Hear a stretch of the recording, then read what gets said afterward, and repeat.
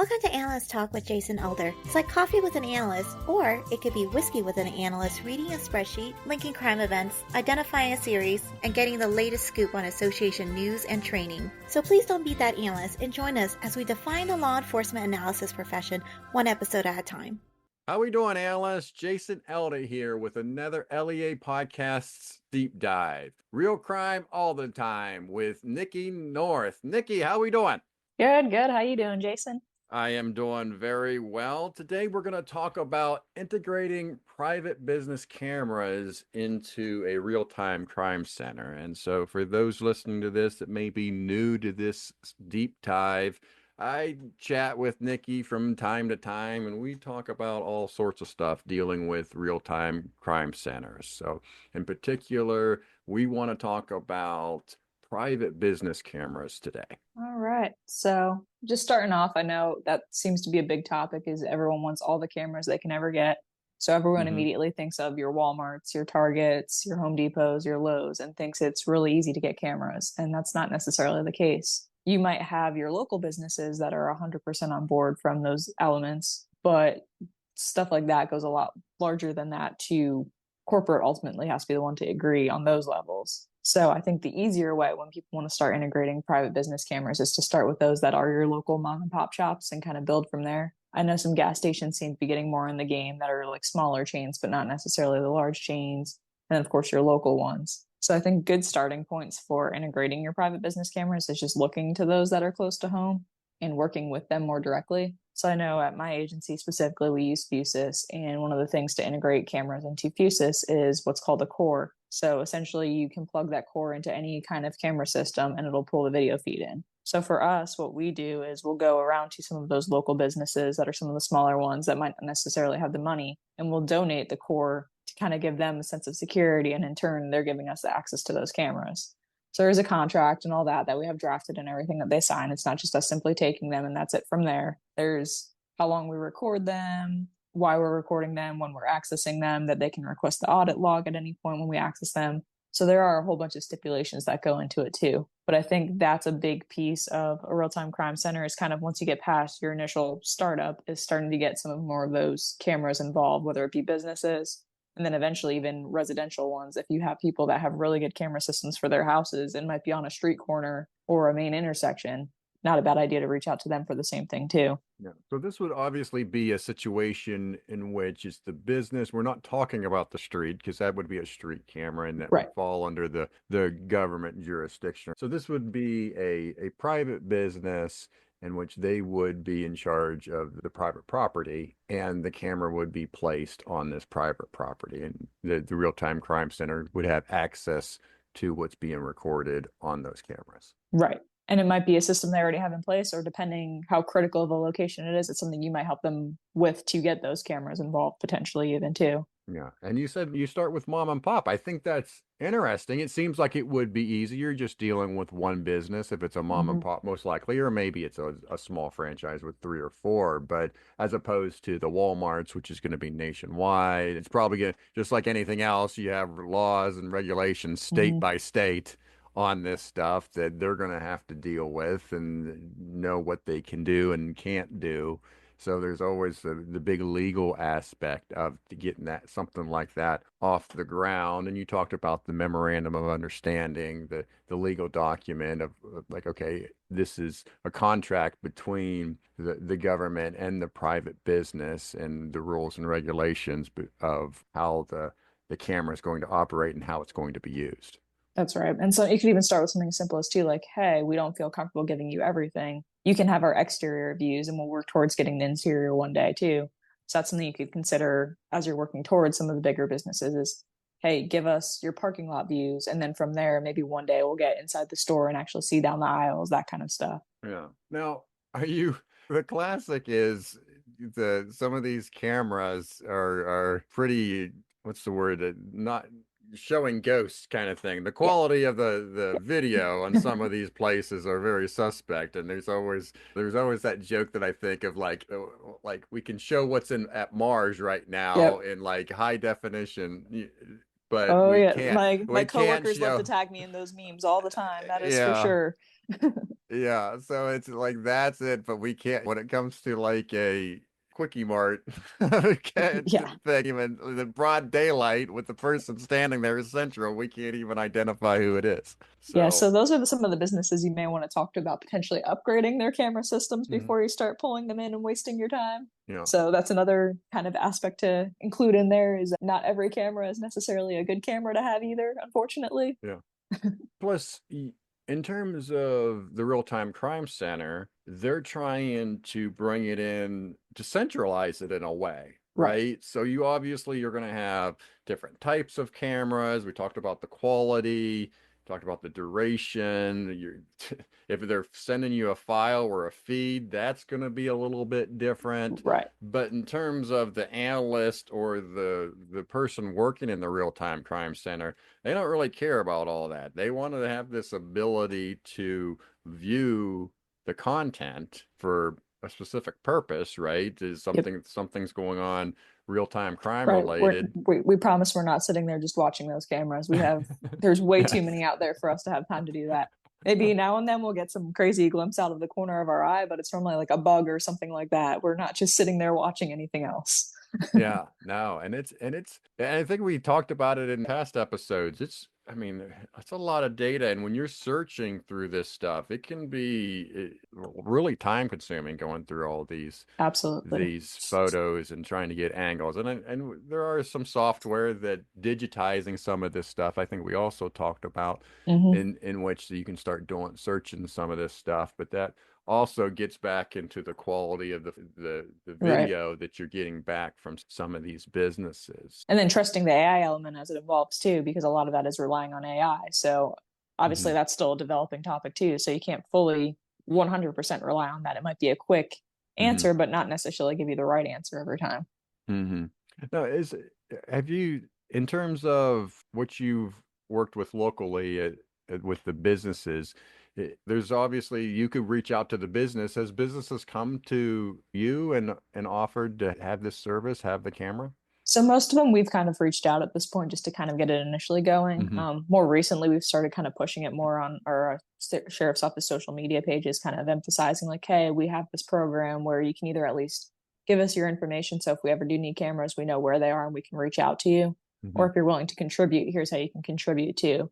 So we just kind of started trying to push it more beyond just our initial reach outs of places that seem kind of strategic for us, where we knew we kind of had lapses in cameras and other technology. Yeah. And in terms of some of the legal issues that somebody listening to this might want to consider, I mean, this is obviously the government and a business coming in under contract Absolutely. with one another, but you're obviously dealing with also a public space where the public's going to be involved. In terms of the legality of that, is there something that you want to make sure that the listeners know? So I would say on that piece, that's where it really plays into the fact of we're not actively looking at those cameras unless there's a Hmm reason to. So if we're looking at you inside a store for that reason, there's some kind of safety concern or something bigger going on than that. hmm So I think that's the biggest piece for people to understand is if you're not doing anything wrong, we're not watching you. It's something's happening and there's a reason that it's happening is what's causing us to look. Yeah, yeah. I mean, you certainly have active investigations or chasing folks down that you're gonna want to use those types of cameras live, like we've talked about in the past. The difference between looking at something live and then looking at a recording, right? Mm-hmm. There's different reasons for the real-time crime center to be looking live versus looking at a recording and going back in time. And I know like a good example of that too is like our school cameras, for example. We have the ability to view those, but if we ever actually want to save any historical video, you still have to go through our school IT and school districting with a subpoena and properly obtain that video. So yes, we have the ability to view it. We don't have the ability to save it though. So that's like some of the stipulations you can work with too for the legality factors as well. Yeah. And I think, I mean, there's obviously a lot there. There's so many cameras. I mean, I don't know. I just feel the whole planet's going to be recorded at some point in time. Like And I it's crazy just, to think about because like I live in a county where the population's like 120, 130,000.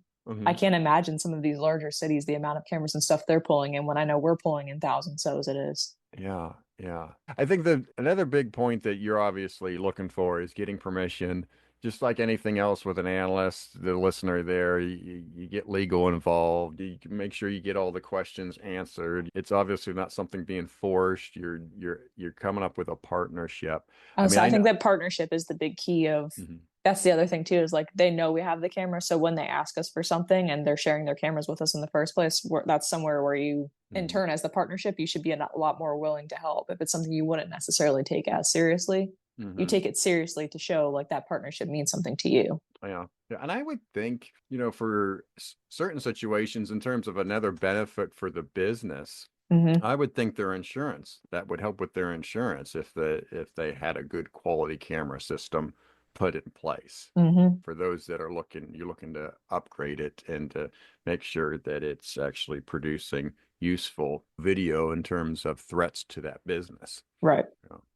It also made me think of, I think it was the Ring doorbell. Was it recently that I think law enforcement had automatic Yes. access Yes. to the doorbell, and whether the customer, the homeowner, gave permission in that instance or not, they had access to the Ring doorbell. And that was something that a number of people were uncomfortable with, a number of customers were uncomfortable with, and Ring has since backtracked that now you have to get probably some either permission or a subpoena to get that Ring Yeah, content. it started changing all that. That it was essentially just a portal we went into, and pretty much anyone that was registered with the camera, it would blast out an email to them saying, "Hey, this agency is looking for video from your area that this crime occurred nearby. Any video Mhm, you're willing to share, click submit all, submit so many, or whatever."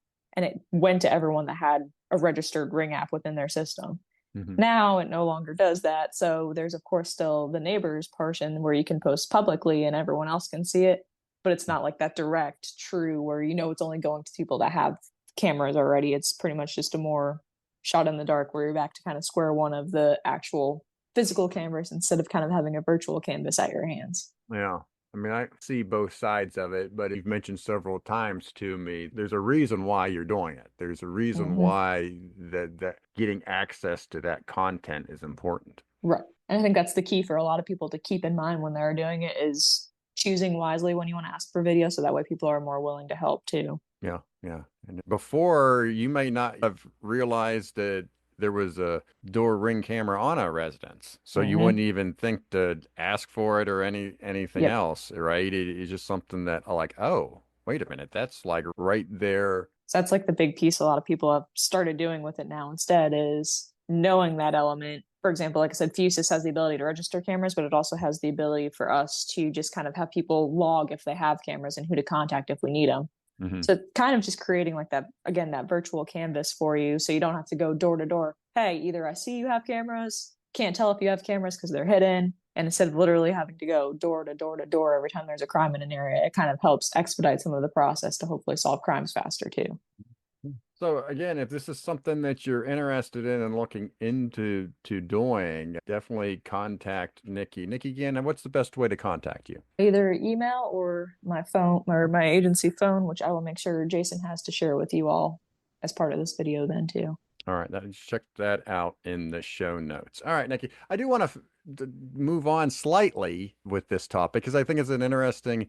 While we're recording this, the nation has got the attention of the United Healthcare CEO homicide that occurred in downtown New York City and in the aftermath of catching the suspect. So I thought because we're talking about cameras and talking about integrating business cameras that I thought this was a good segue into to get your reactions. So obviously this happens. It's downtown. It's 1 block away from the Kennedy Center where you have the tall Christmas tree, and it gets caught on their surveillance at the hotel as the CEO is walking into the hotel for a conference. And so you initially they had made public that video. And I guess just from there, from when you first saw that video and obviously knew what happened, what was your reaction?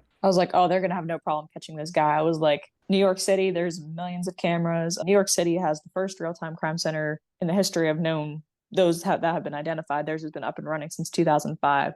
Mm-hmm. So I figured, knowing the way their crime center is and knowing people within it, I was like, oh, they're gonna have no problem getting this. And sure enough, you could see the video feeds and video feeds and video feeds coming Mm-hmm. in. And I feel like that's exactly what you expect from an area like that. Yeah. And they eventually got the hotel feed. And when he was checking in to a hotel, there was obviously the street cameras there, and Yep. he had rented a bike online and was going down the street, so they had that. And obviously they didn't release everything, but did make Right. me wonder, like, how far were they able to track him Yep. from this location to when they just couldn't track him anymore? Exactly. And it makes you wonder too, like, how many of those feeds did they have? How many did they have to put, like, figure out who to contact to get them? That's kind Hmm. of where my mind's going to is, okay, at what pace were you getting these feeds? At what pace were you finding out this information? Because I'm sure that was a very fast evolving situation, no doubt. As soon as they got that first video, it's like the race was on. Yeah. And that gets back to our conversation with, okay, there's a limitation to the city cameras, Right. and when does these private business cameras kick in and being able Yep. to help fill in some of the gaps that the police aren't seeing? Yep. Exactly. And so, and he made it all the way out of the city, which I was, I was surprised surprised. too. Yeah, Yep. I was surprised. I was like, oh, this person, this suspect's gonna get caught, and that's gonna be the end of it. But he made it out of the city, and of all the technology and everything else, it was the human intelligence that caught him. So he was, if you hadn't heard by now, he was caught in Altoona, Pennsylvania at a McDonald's. And I'm from Pennsylvania. I've been to Yep. Altoona. I don't think I've been to that particular McDonald's, but I do know that area. And Yep. so Me too. a McDonald's worker saw the picture that they had been showing through the media and recognized him and did the right thing, saw something and did something, right? Yep. Is what Yep. the Yep. message was. Back to that good old fashioned police work of you. I always still see everyone still going by it. See something, say something. Yeah, yeah, and it's just that's a lot. As you go through these types of things and you have, again, this is a situation where a crime happens and there's a getaway and you're trying to obviously identify the location of the person getting away. Put on your analyst hat at a real-time crime center, trying to go through this and step by step what you're trying to accomplish when. I think the biggest piece is if you're able to start and have like a now, try to figure out the now to figure out to potentially plan where that person might be going ahead Hmm.